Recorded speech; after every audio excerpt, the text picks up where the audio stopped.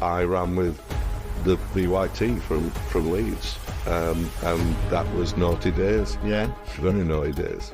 I think we're doing something here that history classes might talk about. Yeah. The haters, when they appear, are the best indicator that you're doing it right. If there's one thing on this podcast I think I'd want people to take away, it's...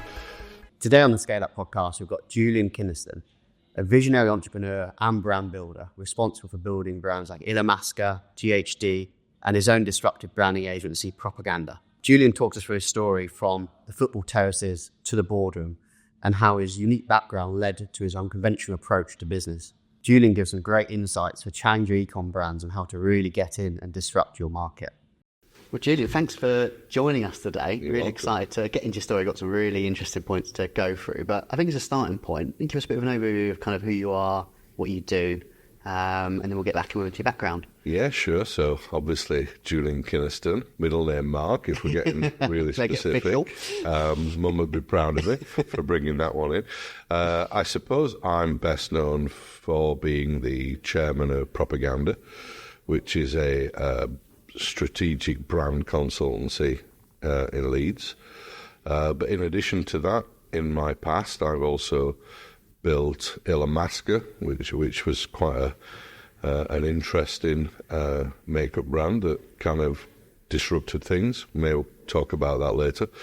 A non-exec chair of quite a few of the companies. Probably the most high-profile one at the moment would be genM, which is this business that's kind of doing wonders for the whole menopause marketplace and creating a menopause category.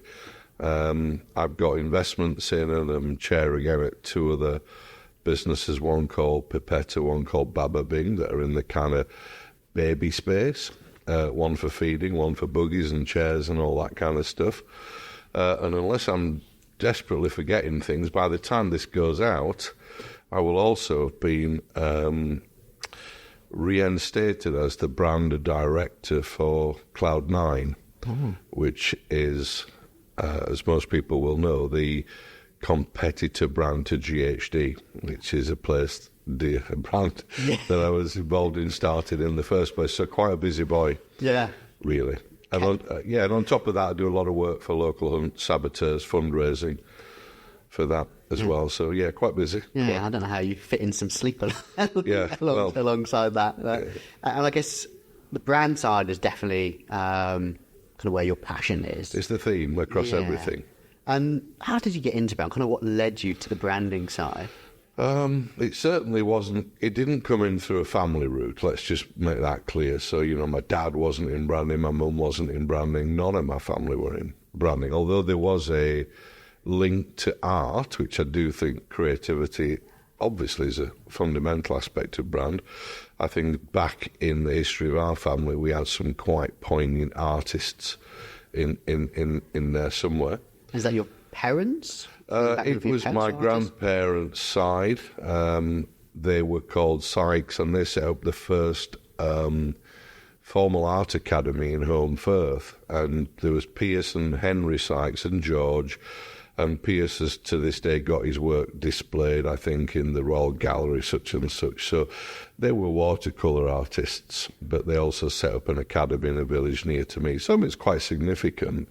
Obviously never met them. They died decades ago.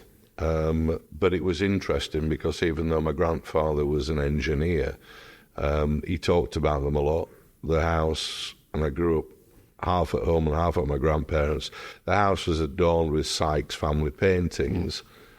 And I think looking back, he was very keen to encourage my drawing or sketching or just whatever, because whilst he wasn't an artist, he was an engineer. He used to make machines that cut paper. So I used to have reams and reams of paper brought to me on a Friday, which was like incredible. Yeah. And just sit there forever, just sketching with it and so on and so forth. So I guess there was a bit of that. Early days inspiration. Inspiration. Artistic side. Yeah. I mean, so branding per se wouldn't have been a word I'd have ever heard used.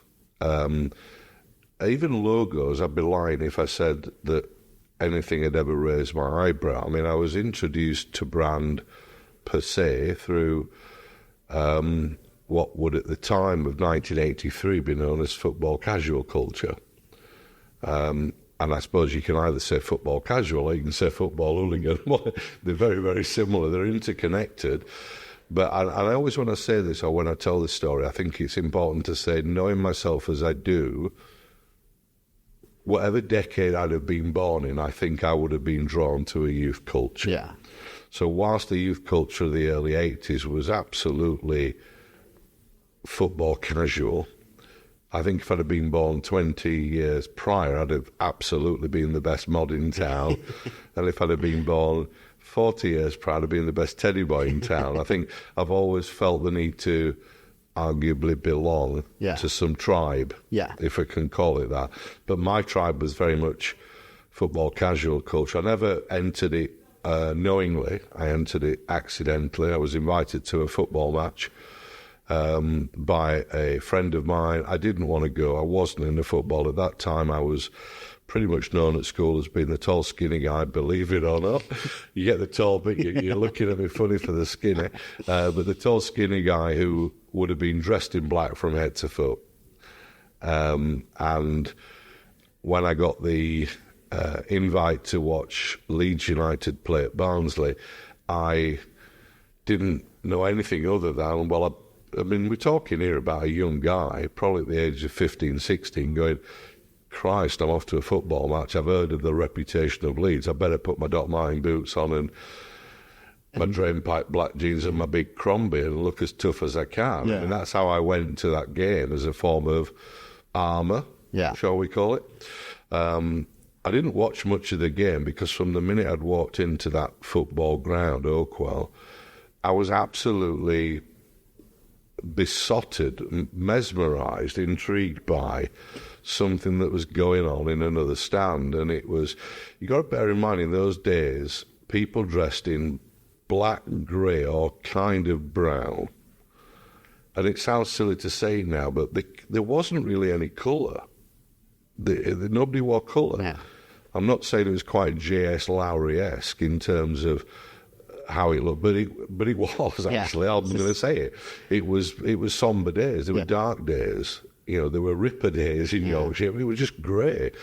So in this stand opposite, there's what appeared to be 60, 70, 80 youths dressed in fluorescent yellows and pinks and turquoise and baby blue, and it was, I didn't know what it was. It was incredible. And I said to the guy that had taken me, I think I probably said something along the lines of, who's those bloody Nancy boys? Because that's what it looked like. And he just went, whoa, that's the Leeds United VYT. And I said, I don't know what you mean. He said, they're called the Very Young Team, and it's the infant group of the Leeds service crew.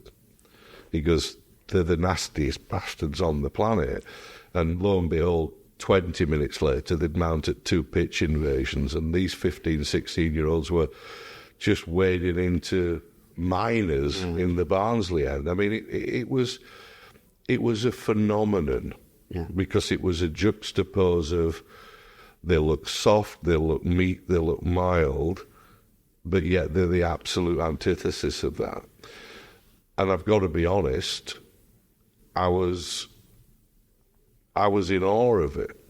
No, I was absolutely in awe of it. So much so that night. What made you in awe of it? What was it about it that really intrigued you so much? I think in 83, we're talking Margaret Thatcher, we're talking strikes, we're talking power cuts. There was a sense of backlash in the country, whether it was through poll tax riots or so on and so forth. I think these guys, to me, just stood for the most unexpected and coolest form of rebellion on the planet. It was an expression of outright anarchy, but done in a way that in itself was outright anarchy because it was utterly unexpected. You know, if you read the origins of that dressing at football, you know, when those Italian labels came in looking like they did, in the early days, these hooligans could just slide past the police because they did look like they were getting dressed for Sunday school. and they'd be stopping the skinheads and the punks from going in. Yet it were these feral little buggers that were causing all the problems. So I was just in awe of the almost understated elegance of it, and on one side, the absolutely stealth power of it. But whatever it was, I was drawn into it. And I remember going home that night, and I'm a bit like this. When I've made my mind up on something, there's no grey. I'm in. Yeah.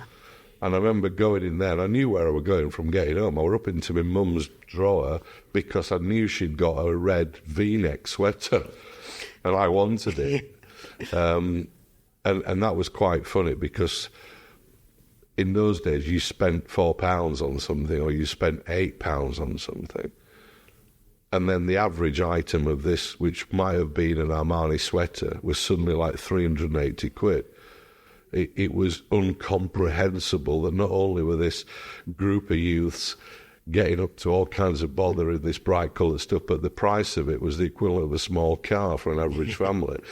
Everything about it was just intriguing.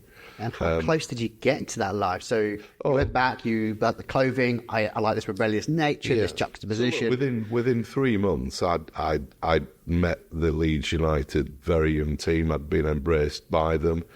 I was part of them. How did that come about? So how did you meet them the first time? Did you start dressing similar to them? And by the time I'd had a birthday and Christmas in between that game and everything else, I got the outfit. Yeah.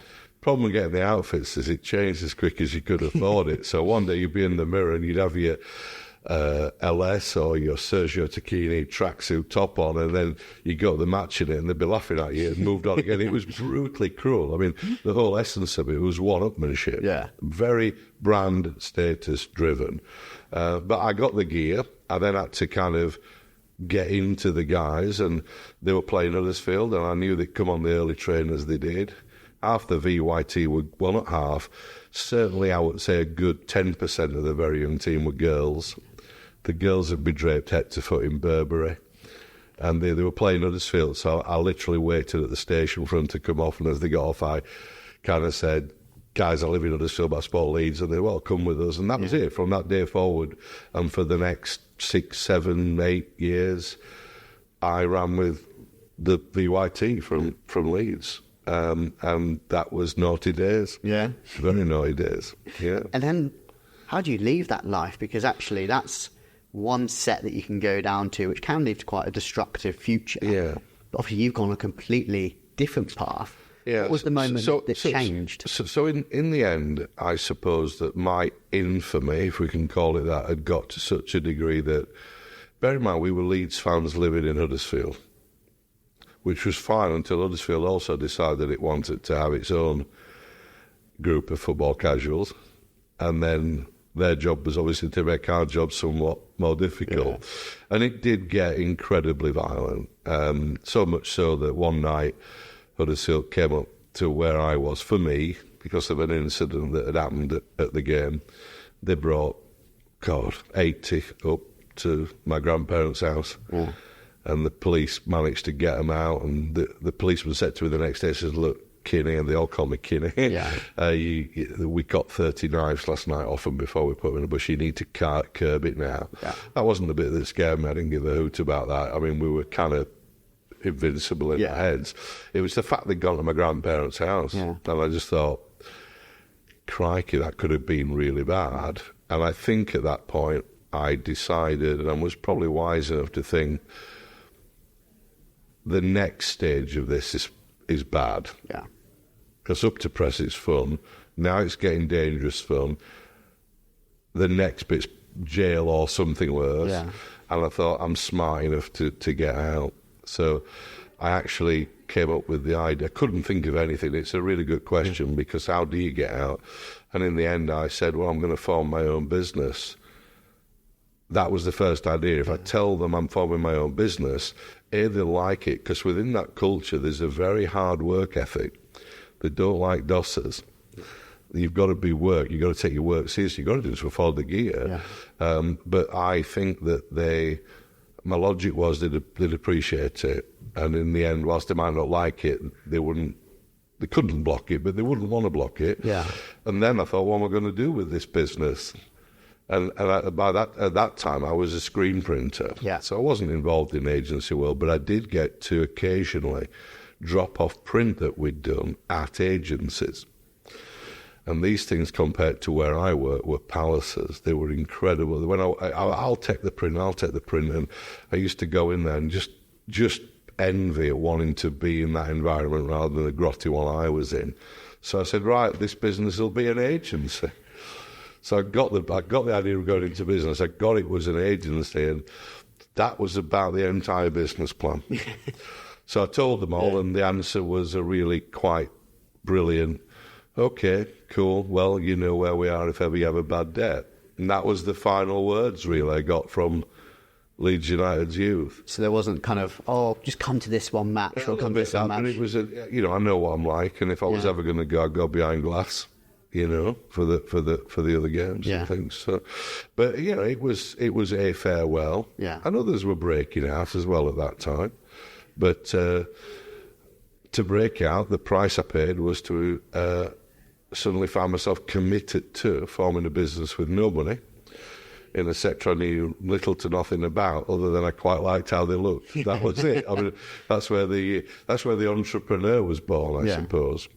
And what was the big lessons from that first business? So, like the idea, like the concept of where this could take me, but actually the nuts and bolts of how you get there is still unknown. Yeah. So how long did that business last? What was the learnings? I think that through football, the one thing I had done well, I'd always managed to convince, cajole, I don't know what the word is, but we weren't frightened of anybody at all.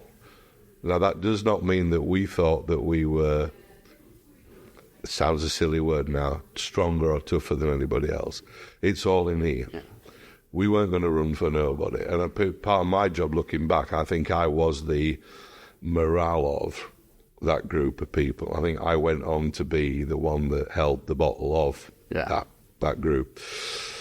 So to a degree, I suppose the one thing I knew I could do was to get people to do things.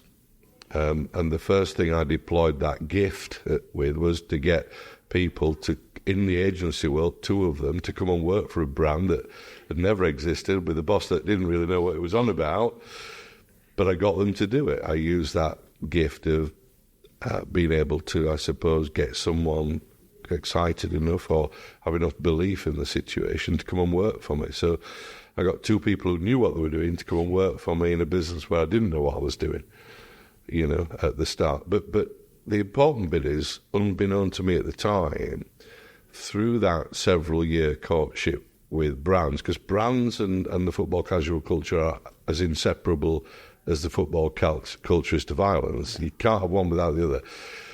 The brands were everything.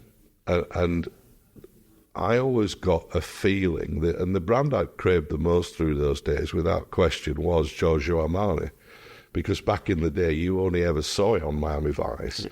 You certainly couldn't easily afford it or access it. You had to travel to buy it. And I remember when I first got that brand, there was a kind of a feeling went through my body that I would describe as being quite visceral.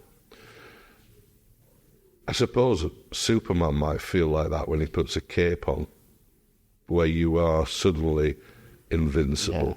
Yeah. You are 10 foot tall. You can run twice as fast. You are bulletproof. And that feeling I got when I pulled that brand on gave me that. So the one thing that I kind of knew at an early stage is, surely if I'm going to go into the branding world, surely my job is really simple, is to make the person of that business feel like that about their brand. Yeah. So I didn't come in with any branding experience or academia, but I came in with something that I now know was far more powerful. A bar that was that high on how brands should make you feel, that it was far higher than anybody in my competitive set had ever thought about. It's really interesting to hear you talk about this, because actually we went through the process with James & James, branding as J&J, and seeing the process that you guys have gone through, and the feeling that you try and evoke in the brand's identity. And listen to you talk there, you can see how much you've taken from that world, and even to this day still drives, I think, of how you want brands to be perceived, or how you believe that brands should be perceived. And because I think too many people in this industry might never have truly experienced what a brand can do. Yeah. And I've experienced it where it can literally flood adrenaline through your body and make you believe you are something you are not. That sounds like a drug, doesn't it? But I suppose at its strongest incarnation, I want a brand to be like that.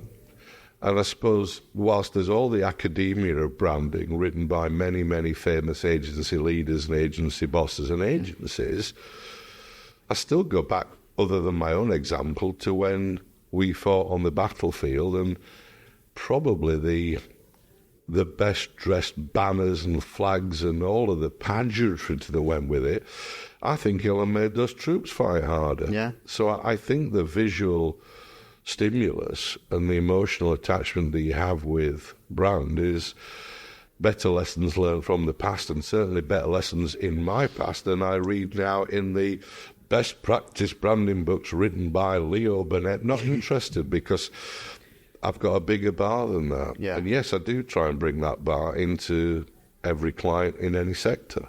So this agency that you got into because you like the buildings that it was in, what was it called? It was called Propaganda Not. And I mean, and it is to this day.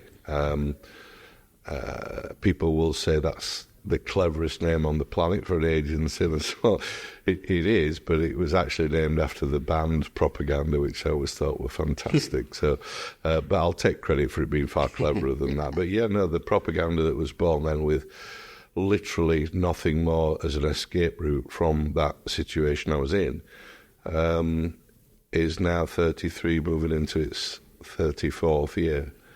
And that's phenomenal. The first business that you started, and a lot of people go through strings of businesses before they kind of hit on the one that actually takes them to success.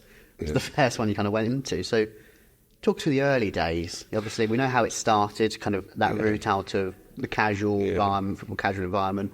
Kind of where did it evolve from there? So whilst the business started, the kind of modus operandi of me didn't particularly change.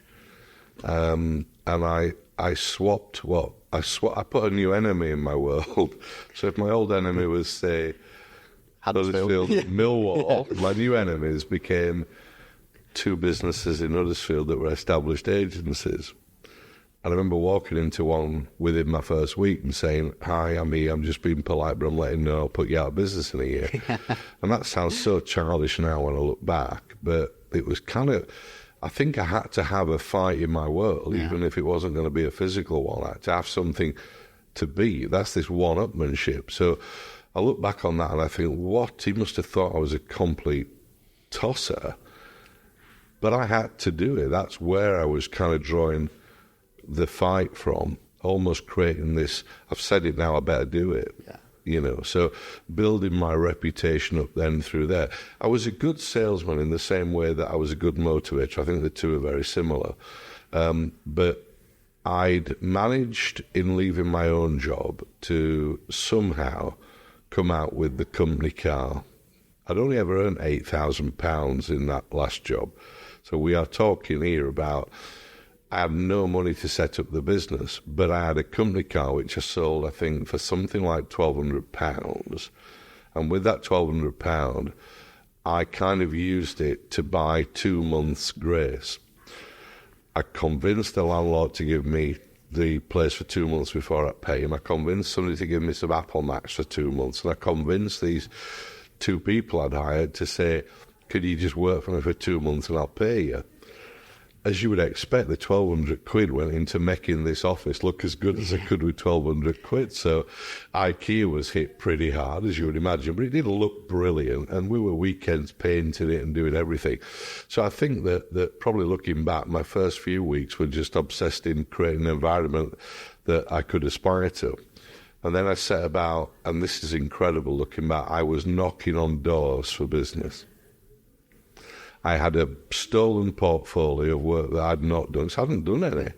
So I'd just created a portfolio, and I knocked on doors, and I knocked on a mill called Camborne Fabrics in Murfield, which is still within Huddersfield.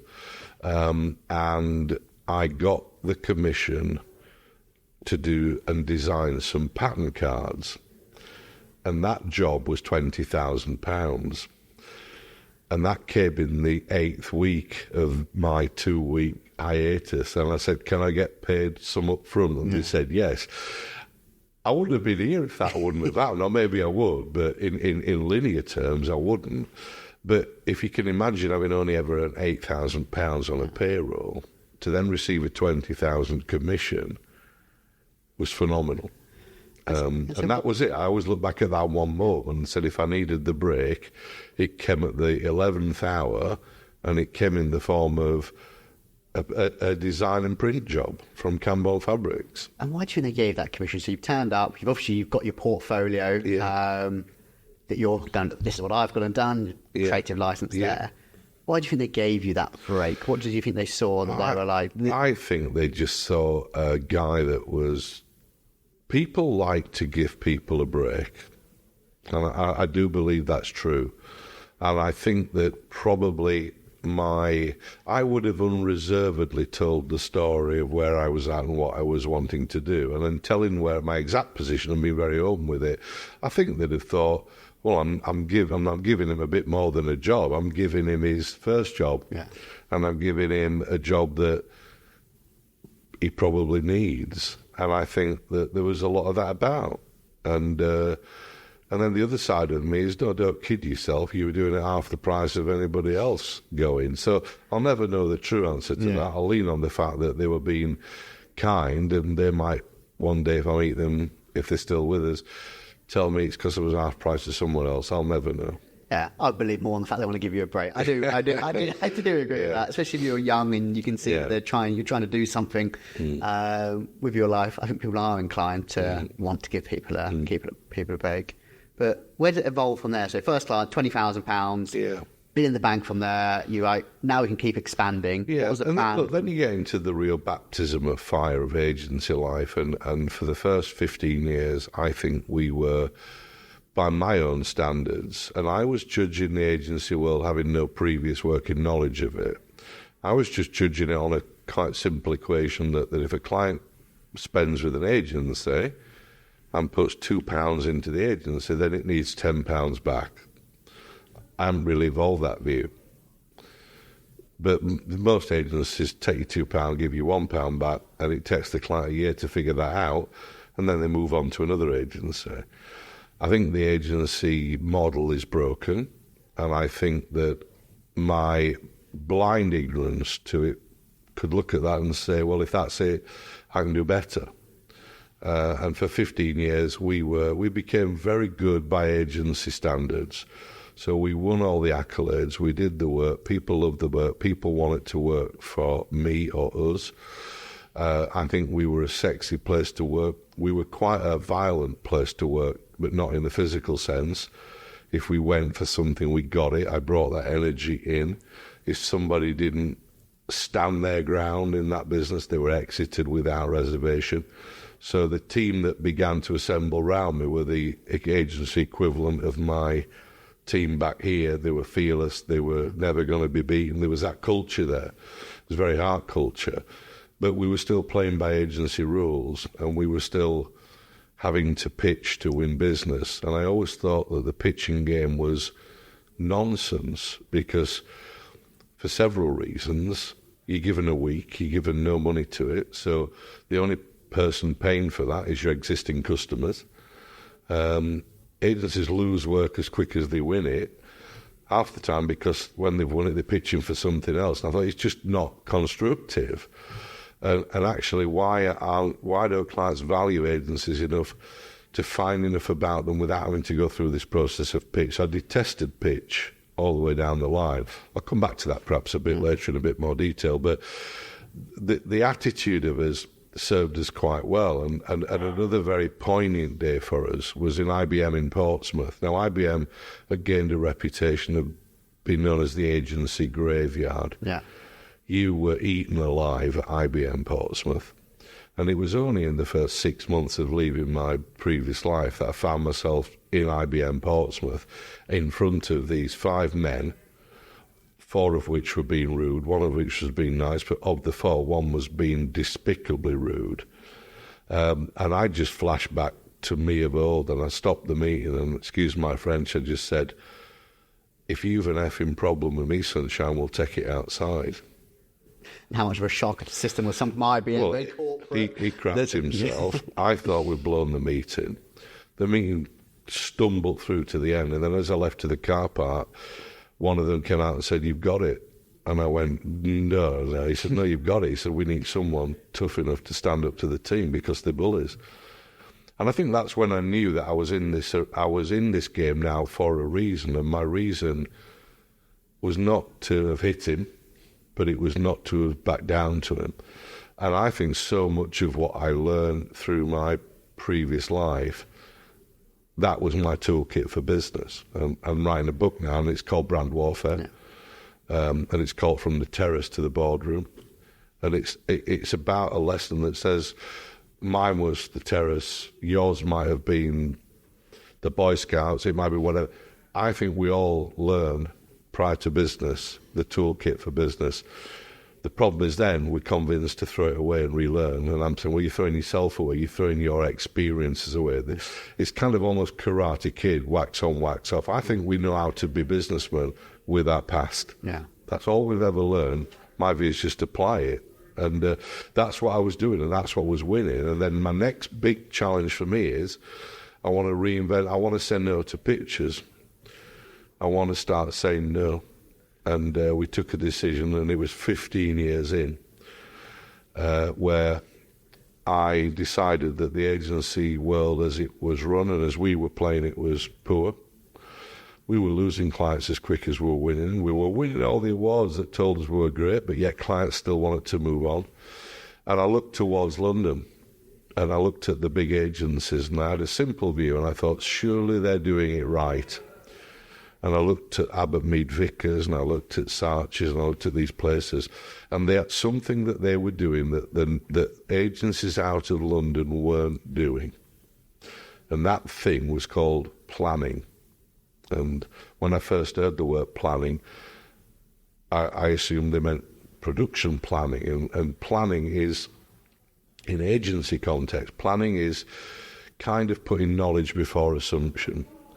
And the way that planning was born was in a conversation between two guys, big agency guys. One was Stanley Pollitt, there was someone else, and they were drawing two circles that overlapped. And in the middle, they said, there's the agency, there's the client, and in the overlap, you get the solution. Yeah. And they said, that's the industry. There's a problem with that. And they drew a third circle, and where the third circle overlapped the other two, there was then a tighter overlap. And they said, that's the client or the market. And they said, unless you bring the market and the client into the process, it's just subjective. Yeah. And then the debate got clever. They said, but who should own that interaction? And the client said, well, we know our market. And the agency went, no, you're blinkered to your market. You think you know it. And in the end, it was concluded that the agency would own the market, rather like we did when we came into J&J and we took that discovery piece. We got to know that market incredibly well in a way that didn't suffer from assumption. And the person that was going to own that transaction would be the planner. And the planner's job was to make sure that the market or the customer was represented in the creative brief. So I said, that makes perfect common sense. Why don't we do that? And I think at the time they said, well, because there aren't many planners in the UK. They're all on six figures, and that means they've got to be in London. Yeah. Oh, well, it's simple. I'll bring one back to the north, because if they live in the north, I'll bring them home, and I'll find a way to pay them. Yeah. At that time, I had 23 people on my payroll. Most of them were probably paid $20,000. Within 3 months, I'd moved from 23 people to 7. I'd attracted a planner. I'd written to clients, 20 of the 30 I let go because they were never, ever going to pay for the planner's time. And I invested all of our time in the 10. It's kind of just actually you scaled down the workforce from 23 to 7 to bring quality rather than quantity. And how difficult was that for you as the founder and the leader of the business? Because you touched on a really interesting point earlier that you cultivate these people to be the right culture fit for this business. Yeah. So I assume those 23, from a culture perspective, might be represented you well. Yes and no, because yes and no. I'm going to go back now, and I don't want to labour the football point, because I bore myself with it, but there's an old saying in football that is that if you're going to go 100 against 100, it's always a bit weird. If you want to take 100, take your 30 best lads, because they don't run. The first team to run often loses. If you take 30, nobody's going to run. It's the best team. With the 100, somebody will go, they all go. No. So whittling that team down to 7 people, one of which was a planner, we became invincible. There were no runners in that team then. And how did you go through that process? That's a difficult one. Well, it was hard, and I must admit, cash was going fast in that transition. Dropping off clients that weren't right for that process, the cost of redundancy, the cost of that new recruit, and at the time, I was constantly talking to the bank at a level that says, can I sign the next check? Yeah. And I told them what we're going to do, and they came back and they modelled a 3-year transition, and I just said, I haven't got the patience. I'll do it in 3 months. Trust me, just don't blank a check. And I did it in 3. And how stressed was that for you? That's a really tough time. It was awful, and it was awful because I'd seen the light. Yeah. I knew how to do it, and I was so determined to get there that nothing was going to stop me getting there. The only thing that could have stopped me is if that bank wouldn't have honoured a check in that transition. And it was terrifying because having seen the light, having seen how near I was to bringing to the north of England a winning agency model, I couldn't contemplate failure. And I think it was only that self-belief that the bank manager at the time would have seen that kept him supporting that transition. Yes, there's an interesting overarching theme there around the gravitas of your character actually convincing people to back you. Yeah. And how can that translate to other people that might not necessarily have that natural gravitas? How do you get people along with the vision to believe in you that, back me in what I can do? I guess the first thing you've got to do is have a really compelling vision. And I think our vision at Propaganda has always been, we will give our clients courage. And that is a direct descendant from what I told you about my role within the group of youth I was involved in. In the end, when I look back at it, I think I gave them courage. And I think I still do that to this day. And that will be giving a client the courage to do it right, giving the client the courage to do one thing well rather than 20 things badly. Because most people in this world are still of a belief in marketing that it's about getting as much as you can get from the budget you've got. And actually the truth of the matter is you're better seen once than missed 1,000 times. And in this day and age, that might be that the budget you've got can only do one thing incredibly well. So I'll give them the courage to do that. I'll also give them the courage to follow the process right, which is important because the planning model is a process. But then I suppose the deeper facets of that courage is being able to tell a client that the product or the service that they're asking me to market isn't good enough. No other agency is going to do that because they're putting a barrier between you and getting an invoice into you. Yeah. But my view is there is little point embarking on a journey, which I think is why when I first came here to J&J, I think the one thing that I saw was this tangible difference. And I walked in, I said, it feels like an agency. And then the more I thought about that, the more I thought, here is a brand that is actually delivering creativity within this niche that you're in, but that's what's needed in this niche. It's now no longer it's not about getting stuff from A to B, it's how we get that done better, faster, quicker, easier on brand. It's a highly creative territory that's moving fast, and I just thought, you've got it, let's tell the story better. So it was a perfect brief for us because I think that we had a service and a product here that was brandable. Yeah. So that was that one. But going into a place where you've got to say, let's spend a year working with you to get the product or the service better is something we do a lot. And I think that clients really appreciate that. What they don't appreciate is just spending a load of money on something that's never going to get bought twice. Yeah.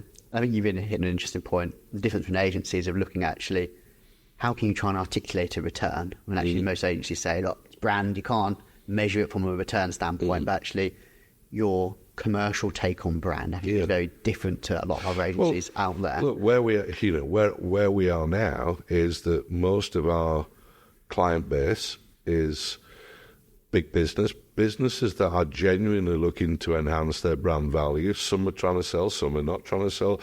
PE firms coming to us, giving us commissions. People coming to us, my favourite brief will be someone who's worked hard to build a business that come to the point whereby for a personal reason they want to sell it. And the price they're offered is derogatory. And that's kind of, as you will know, a business is valued on its profit, and then the valuer times that profit by what's called a multiple. And that multiple is derived often from the sector you're in. There are some brands that have busted that multiple significantly. I remember the Priory, the health clinic that all of the A-list celebs used to go to. That was in a sector where clinics like that might command a multiple of 8 times profit at best. The Priory went for 17. But why did it go for 17? Because it was a brand. It was where all Johnny Depp would go. It's where Sienna Miller would go. I'm sure they haven't been there. I'll put a disclaimer on. But my point being, it had proven that within a banal sector such as that, it could brand itself. So we are now charged with building brand equity that is of real balance sheet, redeemable value. But that same brand equity has to perform in a day-to-day environment and sell things. Yeah. And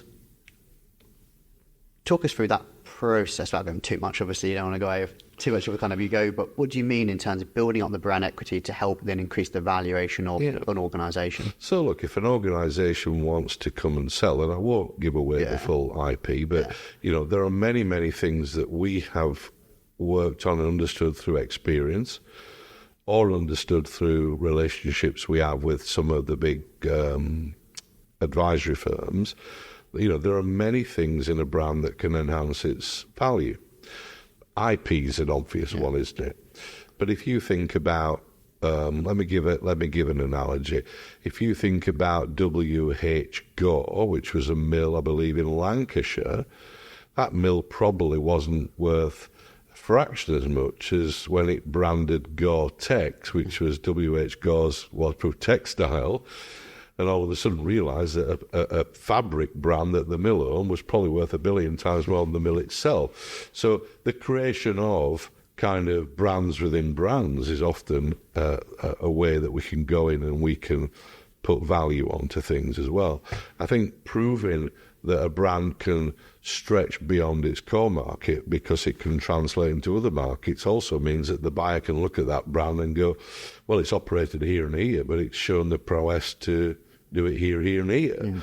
So we might help a customer open up 2 overseas markets whilst leaving, say, America for someone else, i.e. the buyer, to do. So there are many ways that we can go in, deconstruct brand, and then help to rebuild it in a way that we can prove its potential. Really what you're doing is you're handing something over to the buyer that says, right, you add your money to this, you can now explode it at the other side. So, there are many ways, and we do that through this process that's called initially discovery. It's full market audit, full competitor audit. I like to also go outside the traditional competitor base into just other markets that are shaking things up, because I do believe that a lot of the best work we've ever done has lifted ideas from one sector and landed them in another. And there's a word now doing the rounds called disruption in the branding world, and it's fashionable, therefore people are saying don't use it anymore. We were disrupting a decade ago, literally by bringing things that people were doing in fashion and going, right, you can now do it in engineering and vice versa. So that was true disruption for me. So we have a process, it's proven, it's 90 days, it's not cheap, it can't pitch itself, it won't pitch itself. And of course, the great upshot of all of this is all the work we're doing is working to varying degrees, but it's all working. And when I say to vary in degrees, some of them have challenges, but we go in there, we get on the front line, we'll fight, we'll rescue it back. Because it's not a science, isn't what we do. I think we've pushed it to as near a science as it can go. But it's still a process that's got unpredictable results. But the results we're getting are pretty transformational now across the sweep. So. Yeah. And obviously working with your team, you've got a great bunch of people at propaganda, and the people are the crucial element in terms of how do you take culture you've instilled, the process you've instilled, and turn it into something tangible that you can take to the clients. Obviously, you've got a reputation now as a great agency. How do you retain the talent that you need to keep that process going? Because it's quite a unique process you guys go through. It is, and the one thing that we know, we've gone above 50 staff three times in our 33 years. Each time I've literally hated my own agency. And I think this is me, and this is my failing or my strength. I can't remember the 51st person that works for me. I can remember all 50 who do. So above 50, it becomes detached. There are people in who I don't know. Therefore, if they don't know me, they won't fall on the sword for me. Yeah. Or therefore, they collectively won't fall on the sword for the clients. So where we've gone above 50, we haven't performed. Every time we get to 50, we're red hot, and I'd use as myself, and that's my measure. So I think that I've kept the culture through understanding that whilst ever I'm chair, can't scale that culture beyond, which is why we tend to grow not in a traditional staff sense, but we'll grow in having investments in some of the smaller clients that we do, or we'll grow through, like we did when we created Illamasqua, we'll set up a brand of our own, which was exciting. But the one thing that we won't do under my tenure as chair is get carried away, because we do turn work down constantly, but I'm not going above 50, because I think that's when we start losing work again. That's when we start having to take the wrong work in and start having to say yes to the guy or the girl whose product's not right. And Illamasqua, that's a really interesting story, actually, that I'd like to probably get into next, because that's a story within a story that's a story itself. So it'd be great to touch on that and just explain what is Illamasqua and take us through that journey. So just to start with the end, I've sold Illamasqua now. I've sold it. It was purchased by the Hook Group for circa 20 million about a few years back. Illamasqua came on the back of GHD. So when I talk about propaganda becoming a planning-led agency, the only one in the north, when we got that process right, and it took us 2 years to get it right, it's not an easy thing to do. But when we got it right, the first client that knocked on our door was GHD in their infancy. They weren't a brand then, but what they had done is it started to sell these styling irons to the West End salons, who in turn became fans of them and were buying those irons, and they were doing about a couple of million quid. They were trading. But when they knocked on our door, the brief wasn't to grow them. The brief was to just get them another few months of business, because in the words of Gary Douglas, who was one of their directors at the time, he said, "Lad, 42 brands have launched against us, we're screwed." And they had. On one side you got Clairol, Babyliss, Braun, and down here you got Bang & Olufsen, the hi-fi company doing that. You got Caprice, the underwear model. 42 brands, all launched, saying, "Thank you very much, GHD, for proving the space. We'll have it." Yeah. So their brief was to us, can we have another 6 months to trade it? We know we can't fight that. And we went, whoa. Oh, and they said, "We want some posters, and we've got 50 grand. So the 50,000, forget the posters, because clients will often brief because they've got to visualise what they think the tactic is. And we told them about Discovery, and I don't know how I did it to this day, but I got them to invest. Discovery's at about 60, 70,000 with us. Back then, our first Discovery was about 20, 30. I convinced them to spend that money with, or 20 or 30 of that 50 on Discovery, which looking back was probably the maddest thing I'd ever done. On one side, there'd only 20 of them to do anything with, but the bigger thing is it were going to take 3 months, which it did. But in the end, we came back and we said, if you can find £350,000, we will block every single one of those brands from taking your place, and we will turn you as first mover into the brand leader. And they did, and we did. And it was the slickest strategy we ever wrote. It was phenomenal. I can see where GHD is now, built off the back of... Well, GHD is one of the biggest beauty brands in the world. And we then became... Propaganda and GHD were intrinsically linked. I mean, we grew them from that moment from a small few million to 15, 25, 65, 85. I became their marketing director. I was working there and coming to prop one day a week. I was launching them all around the world. I was the vanguard of that strategy. And then, of course, on that coruscating rise, it was invariable that private equity would want in. And then they did a deal and they sold to private equity. And I really struggled with that because I didn't like the guys that were buying it. And I don't like bullies. And I'm a bit of a principled young man. So at that first board meeting, when the chairman spoke to a woman in the way he did, he was in trouble with me. I'm not going to go into any more for other reasons, but nobody speaks to a woman in my company like he spoke to her. And I told them where they could shove that business. So I left a very angry person, went back to the agency. I was under a year's contract of non-compete, but I was angry.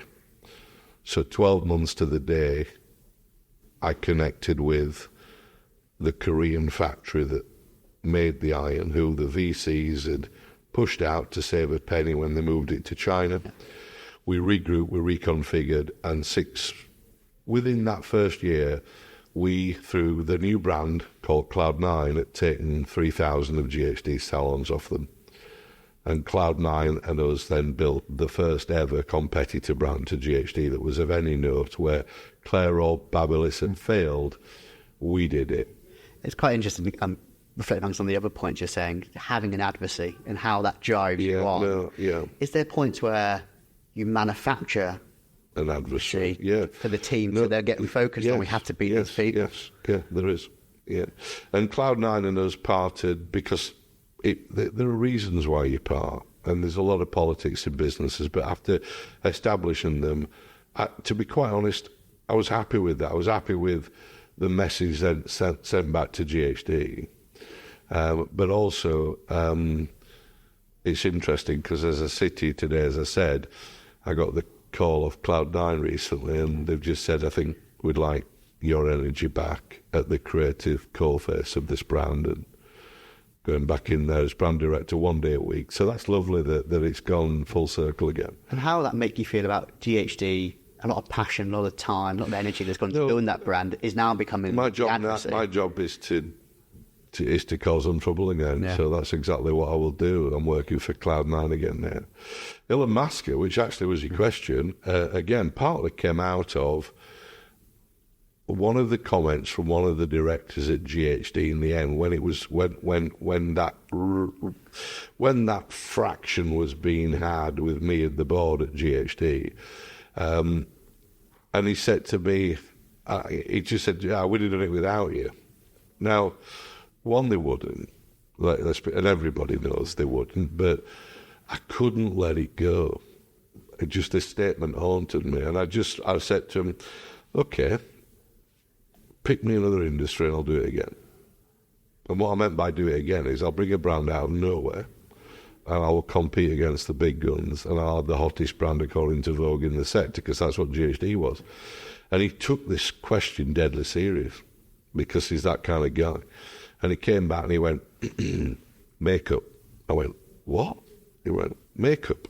I said, what do you mean makeup? And he went, Cartel, French, L'Oreal Lauder at the top, two minnows in a Chanel and Vuitton, and I'm told you need 25 years and 25 million to even raise your head. I said, right, I'll do it with 5 million of my own money.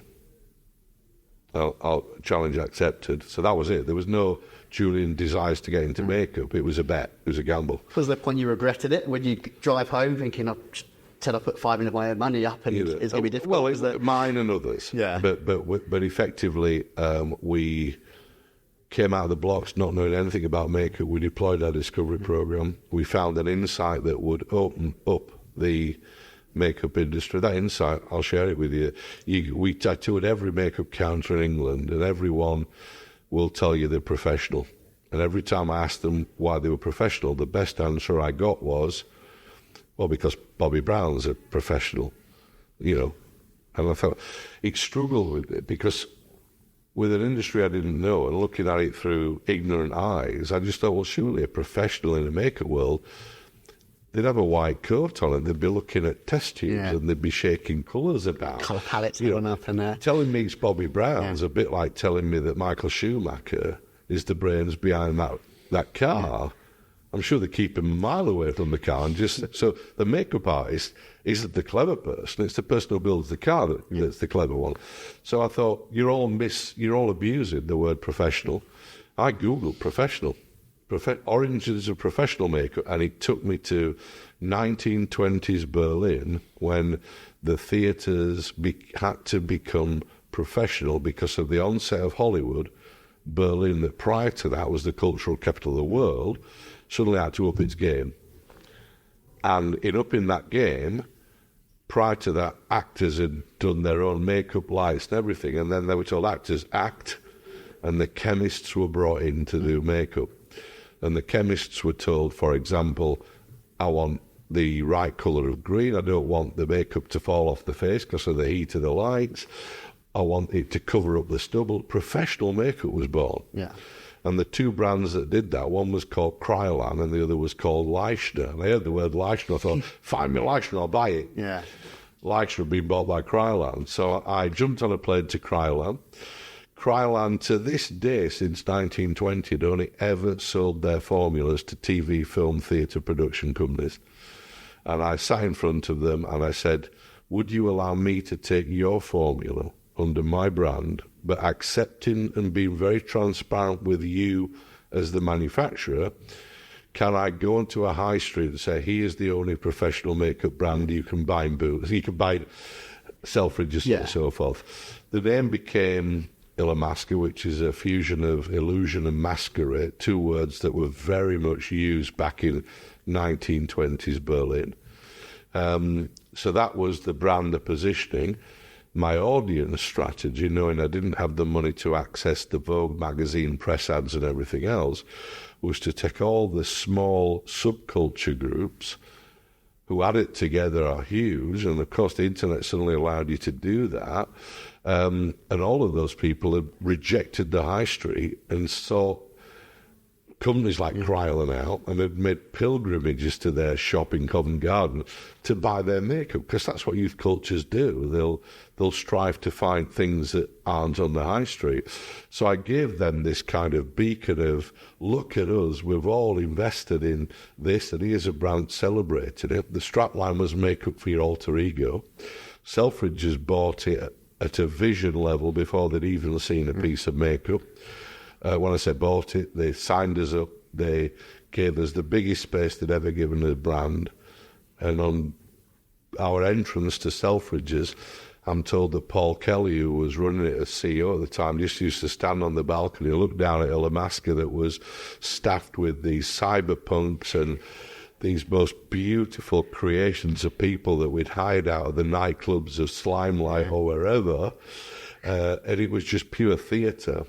And of course, the other thing that we brought to the party was the attitude of me, which is celebrities, if you want to buy it, you can earn enough, you come and buy it, we're not giving you any. So of course, the minute you put a wall up, every day you've got Lily Allen there, you've got Beth Ditto there, you've got Amy Winehouse there, you've got Adam Ant camping out in my office here, Illamasqua. I mean, you say no, you can't have something to anybody in life, they want it. Yeah. It's a brand lesson we'll deploy an awful lot of the time. I just call it building walls. People want to look over them or jump over them. So again, it was halcyon days, and we took the makeup industry by storm, and Vogue said we were the hottest makeup brand on the planet.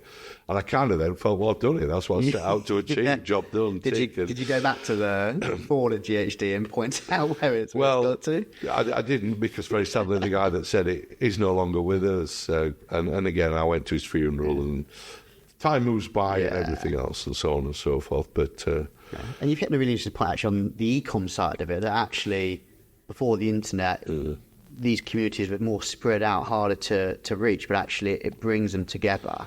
How important was it that it was an e-com first brand versus going into Selfridges and allowing people to kind of come into that environment? It was kind of parallel, but we still would always say e-com first, because we always regarded Selfridges as our shop window. Yeah. Not sure they did, but we did, and it was e-com first. And I think, whilst it sounds silly now, at the time, anybody I talked to said, you will not sell colour products online. And I said, I'm not selling colour products, I'm selling a brand that you want to buy. Because when I wanted my Giorgio Armani piece, if I would have got to that shop and they would have only had a large, not an extra large, I would have bought it. And I would have pulled the sleeves down continually all day because I wanted the brand that much. So as far as I was concerned, I was buying a brand where you compromise on your shade in a way you wouldn't with any other brand, just to have Illamasqua. And that was the bar I set out with. And our internet sales were fantastic, but we launched in a way online. Our whole obsession was online. And it wasn't just the beautiful kind of film work that we were doing. It was the emerging blog culture and early influencer culture. And I remember a guy called Wayne Goss slated us because of one of our products. But instead of running away from it or blocking him or banning him, which I think was the thing to do in those days, in the whole world view of our e-com and our message boards and our social media, I invited him to come and help us fix that problem and to tell me if we'd fixed it adequately enough. And this really stepped the industry up, because they thought someone's engaging with criticism here, and that was what scared people in those days. And I think that you have to understand that products and services do have faults, and it's often the way you fix them and the way you go about it. So we fixed it by taking our whole audience on the journey of that fix, going to Cryoland, meeting the woman there that was pouring the lipstick wrong, and how we got it right. It went down a storm. People suddenly saw the process behind the brand and the humanity behind the brand and the passion behind the brand and the openness of the brand, and suddenly they believed us. And so, obviously, you mentioned there's some big cartels in the space that own a lot of the space. Yeah. Big pockets from advertising spend. Yeah. How did you get around that? Obviously, you don't have the budgets of those types of brands. We have a phrase, it's my favourite phrase, we outthink because we cannot outspend. And that's why I've never wanted to go work for the biggest brand in any one sector. I want to work for the challenger brands in the sector, because I think when you're at the point where you can just buy £3 million worth of press ads, you don't need Julian Kynaston in the room. You can have anybody in the room, but when you've got either no money or little money, then I'm good. And my team are the best. And, you know, we were grabbing press by, I mean, one of the initiatives we did was we said, well, if this makeup really is as professional as it is, I was in the reception at Cryoland once, and a guy came in and literally Wolfram, who was the owner, the MD, the owner of the MD, the son was, the founder was Arnold, Wolfram was the son. He came into reception and literally put his hand on somebody's face, took half their face off, which was disturbing to see. So surprised they did it so I could see. And then he put a new one on and it looked incredible. And of course, they'd taken his prosthetic and coloured it up. Yeah.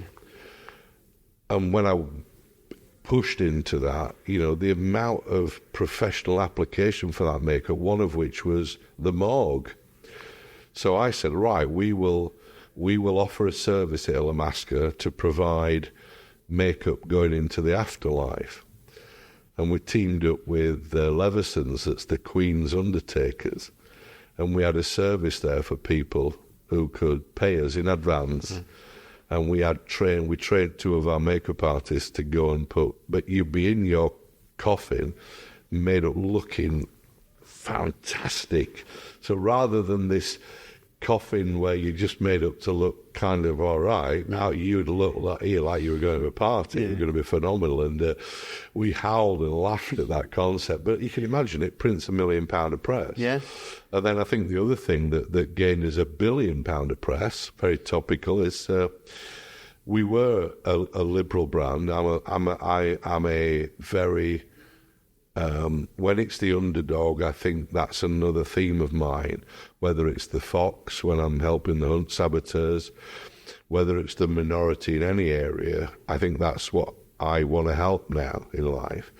And I didn't like the way Donald Trump was going about messaging on race and sexuality and things. So I couldn't at one point look at this brand I was creating in Illamasqua to think in America that anybody that was voting for Trump or buying it turned my stomach. So we put messages on the website that said, we can't stop you, but with all of our heart, we do not want anybody that supports Donald Trump to buy our product. Just don't buy it. And that went ballistic, absolutely ballistic. I mean, we were on an interview it was on a 3-day trip with my wife and kids to Tenby, and I didn't see Dale. I was just interviewed continually. TV, Al Jazeera down. I mean, people making mischief of it.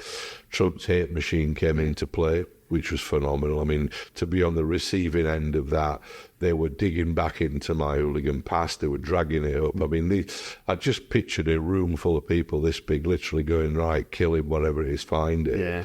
And my wife were convinced people were following us on day 3. I mean, it was getting deeply paranoid. I were loving it. I thought, brilliant.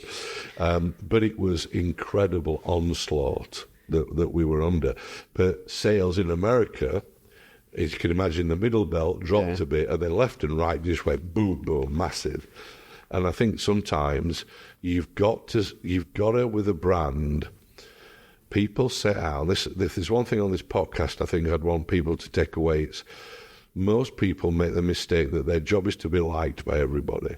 You haven't got the money to be liked by everybody. And like is benign. You've got to be loved by a few. But here's the drawback. You can't be loved by anybody unless you're hated by someone. That's the yin and yang of love. There is no love without hate. So I tell all of my brands, be loved, accept the hatred, and walk away from this banal, pointless chasing of being liked. And I think it's something now that small brands getting into business that are low on money need to avoid that mistake of thinking, let's not upset anybody, let's not have an opinion. No, have an opinion, do upset somebody, because trust me, for every one you upset there, there'll be 10 really pleased that you've upset them. And I think that we need to be opinionated. I'd like a vegan brand to come in and say, we've sponsored hunt saboteurs. I'm yet to see one do it, but I don't understand why they don't do it. Because amongst the vegan community, their equity will go like that. Yeah. And how important is it for a brand to understand the cultural impact it's trying to make, and how much should that affect then the founder? So should the founder be driving the culture, or should it be more of a commercial decision to say, actually, this is the segment I want to be loved by? Look, the commercial, when you get to a point where the commercial decisions will hardly ever drive what I've just spoken about.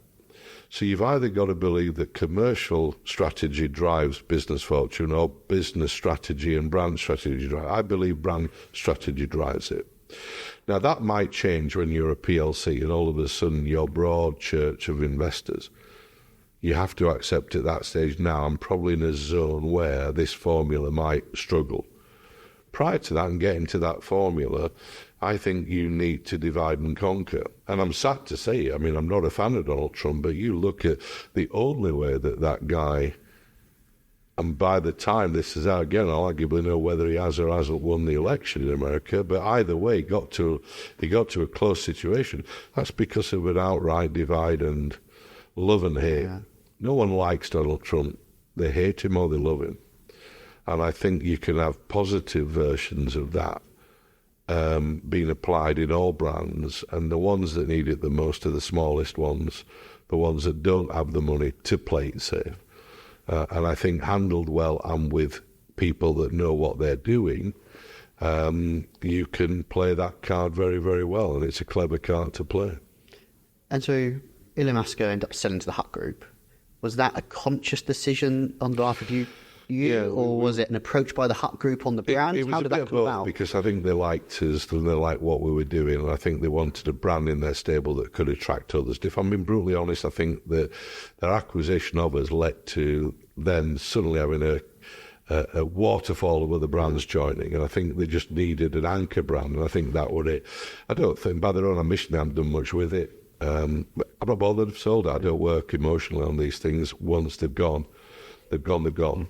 How did you find that process? So you've taken this brand from inception to acquisition, which is a journey in itself. How did you find that process of selling the business? It's not a great process. It's not. So I was flippant throughout it, because when I've talked about blocking Trump supporters, I did that under due diligence. I mean, people thought I'd gone insane, but the one thing I will say when you're selling a business is until the check's paid, you run your business and you don't run it for the buyer, because that deal can pull at any time. And I think when you start to run a business for the buyer in exit, I think they see a weakness in you, and it empowers them in a way that you shouldn't. So that's just a view that I hold.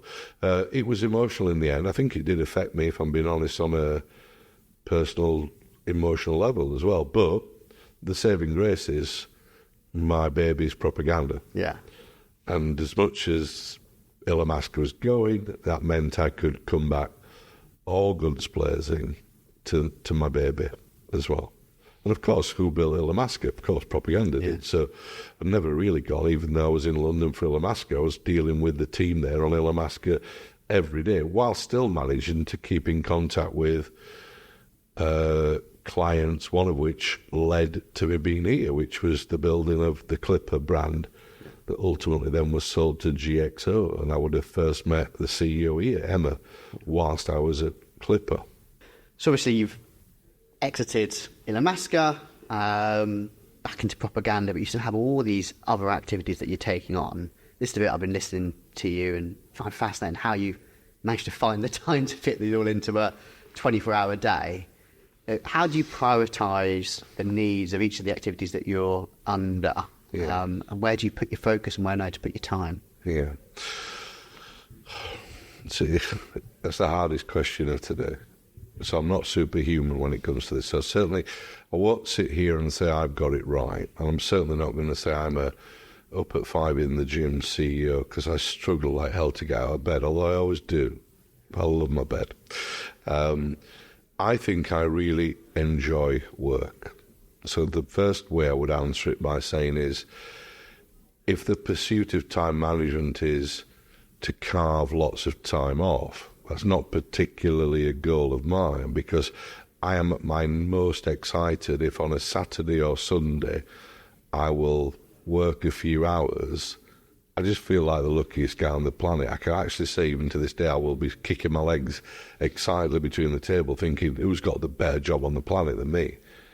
You know, I'm not saying it's easy, it can be enormously tough at times, but I do enjoy what I'm doing. Therefore, the need for lots and lots of time when I'm not doing it is not a pursuit, because I like doing it. Of course, there are times I just want to switch off. Yeah.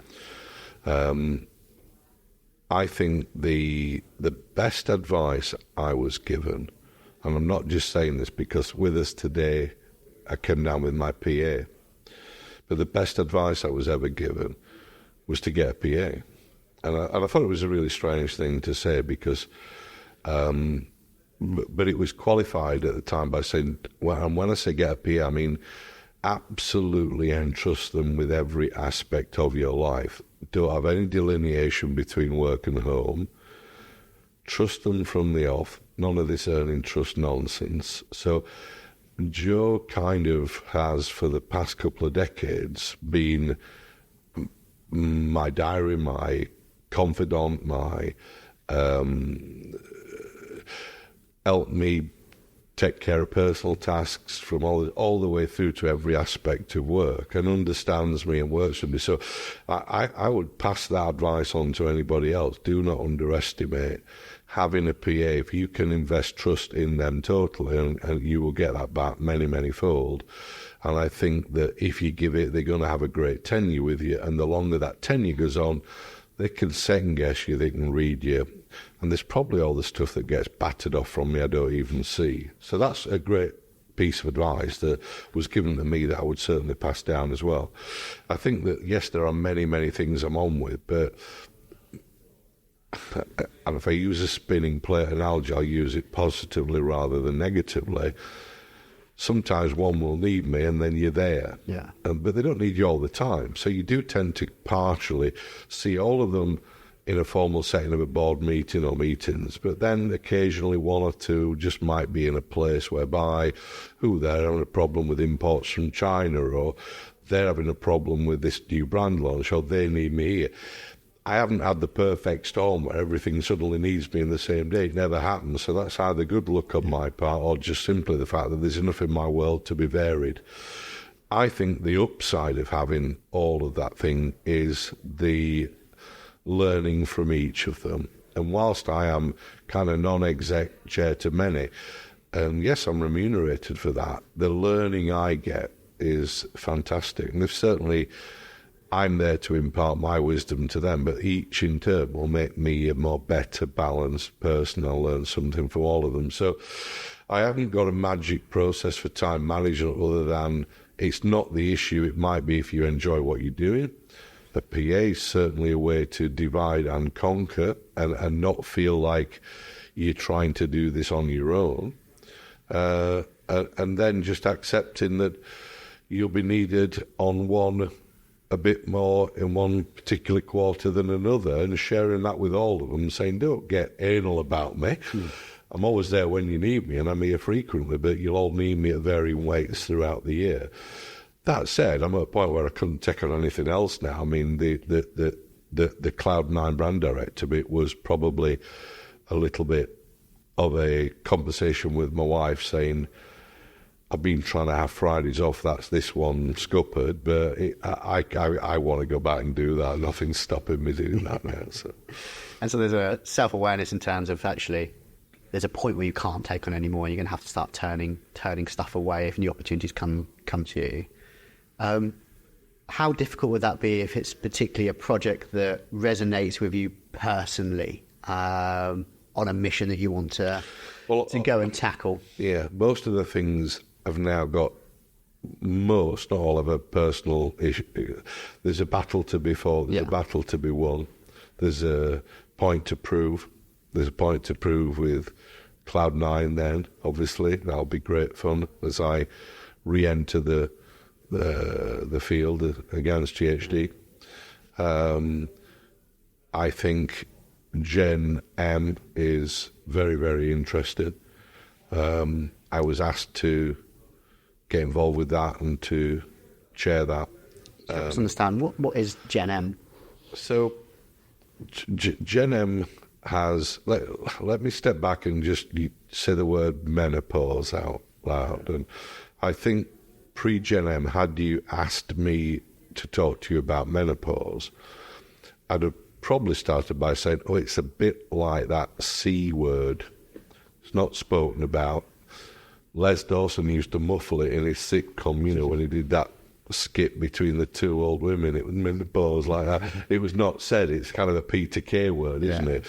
And I didn't really understand it until I met Heather Jackson, Sam Simister, known Heather some time, and Heather explained to me that there were at any one time about 15.5 million women in the UK suffered from menopause, and she asked me to name some symptoms, and I said, hot flashes, I've heard of that, libido, bad libido, not good libido, I've heard of that one. Mood swings, I got 3, and there's 48 symptoms. So at that point, I was pricking my ears up at these interesting stats, because Heather's view was 48 symptoms, 15.5 million women, there are no products here to serve them.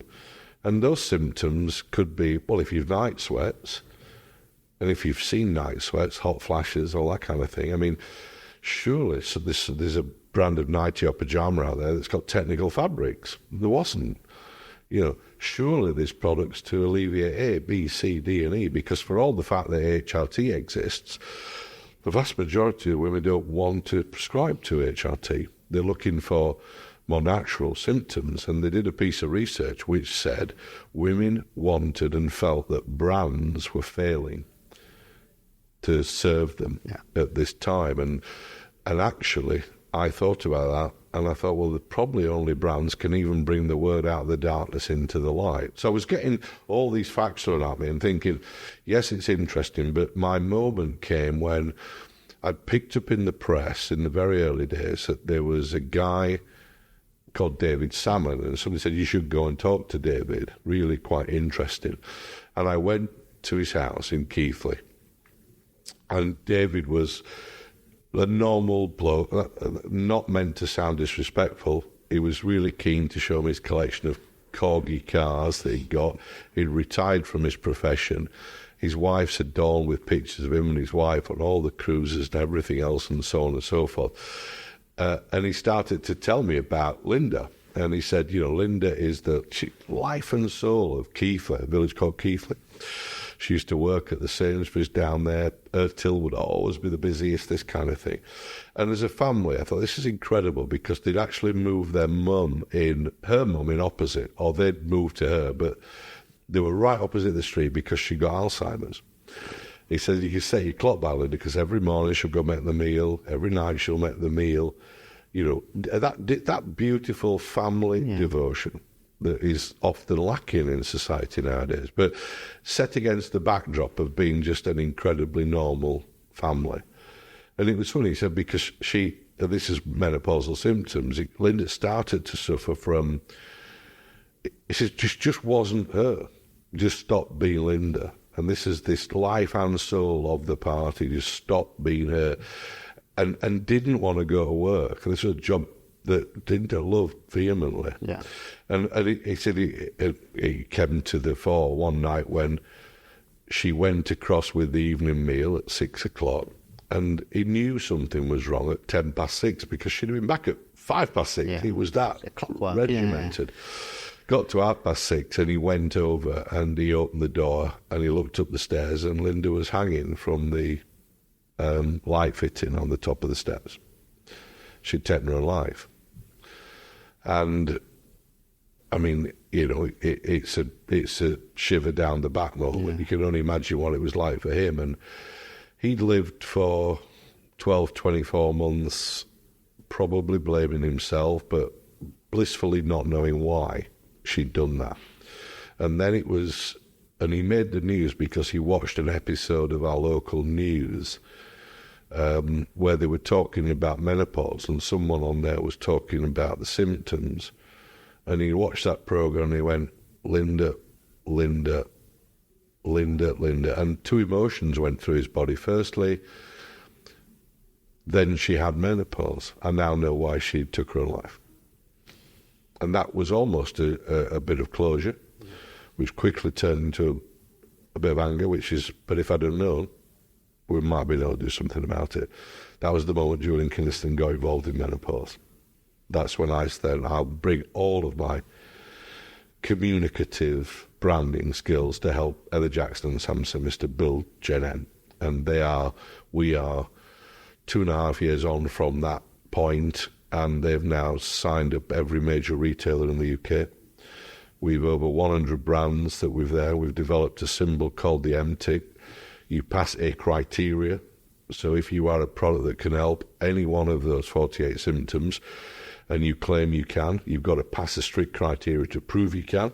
You can then carry the MTIC, And now there are aisles being built, a category being built in the multiples, Boots, Sainsbury's, where you can shop menopause product. And I think when I closed the loop on it, particularly perhaps because Linda worked in Sainsbury's, perhaps if she'd have seen that and picked those products up and read those products, she'd have known what was wrong with her in a way that she didn't. So, yeah, there's work that matters, getting involved in that stuff. And that's a fantastic mission as well to be a part of. And the people that are impacted, like, that number's huge, just in the UK alone. And it's not just the 15.8 million. David Salmon will represent another 50 of the men and the families that sit behind them, all impacted by, be that confusion or good or bad impact, but they're failing to understand and help them now. So we're doing something. I really do feel like I'm kind of doing something, and certainly the credit goes to Heather and to Sam, but certainly as chair, I keep saying to them, I think we're doing something here that history classes might talk about. I said, who's to say that this isn't a form of modern change where a category will be formed in the face of a taboo word. How do you break down that taboo, and why do you think that taboo exists? Well, we talk about it. We've just done a wonderful campaign for genM where we've had words like, because of the M-tick is what we're trying to build equity in. So athletic with Sally Goodall, who's going through menopause, Heather herself with kind of unapologetic, and all these powerful statements ending in tick.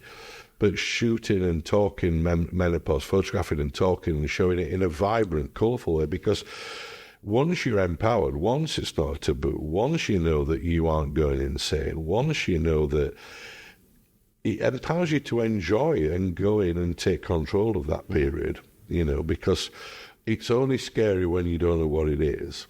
I'm not paying lip service to the remaining symptoms, but they're a lot easier once you know that it's not just you. And again, I think we've empowered women to go into menopause in a way to own it rather than let it own them.